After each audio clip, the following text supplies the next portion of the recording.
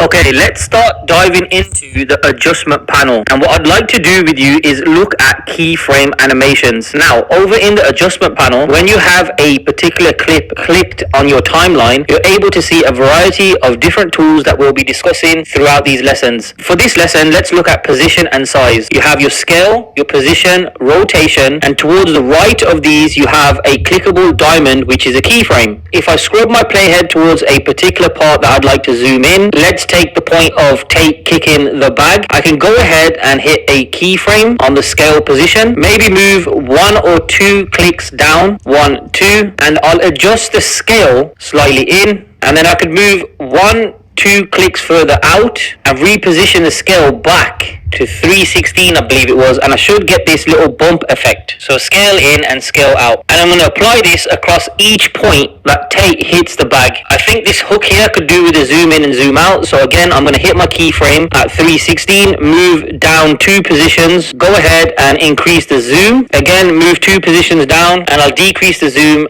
back to its original position, which was 316. So once again, we have this zoom effect. Let's get it on this hook here as well. Zoom in, 1, 2, zoom back out. And if I play this clip now, we should be able to see a quick zoom in and zoom out when Tate hits the bag. You work on your fitness, your fighting. It's a very subtle effect. I tend to use it quite a lot when there's anything to do with hitting, and I suppose you could call it a pop effect. However, the key thing I wanted to show was how you would go about adding in keyframes. So if you look over here on the timeline, you can see the keyframes that have been added on the clip. Now, let's just say I'd like to remove a particular keyframe. What I would do is get my playhead on the keyframe, and you can feel this type of snap that occurs when you position the playhead over. And again, back in the adjustment panel, you can see that we've got a keyframe enabled by the diamond being a turquoise color. So if I hover my mouse over this diamond, I now have the option to delete the keyframe. So if I go ahead and click it, you can see over in the clip, the keyframe has been deleted. So I'm going to hit Command Z to bring the keyframe back. And this, of course, also applies to position and rotation. So if I go ahead and hit a keyframe for position at this point, maybe move it down a bit, and I can change the position. A quick way to do this is by repositioning the clip on the playhead. So I'm going to go ahead and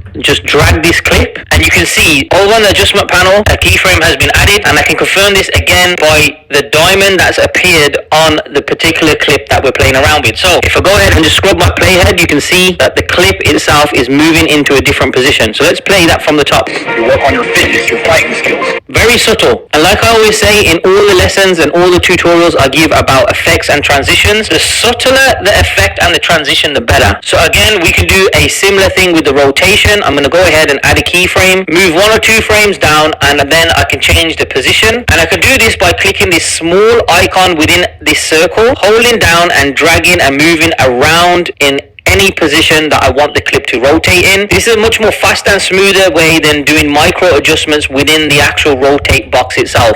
So again, if I just move my playhead, you can see a rotation happens. Just for the sake of it, I'm going to go ahead and throw in another rotation so you can just see the clip is rotating against the keyframes. And there you have it. That is how you would use keyframe animations within CapCut.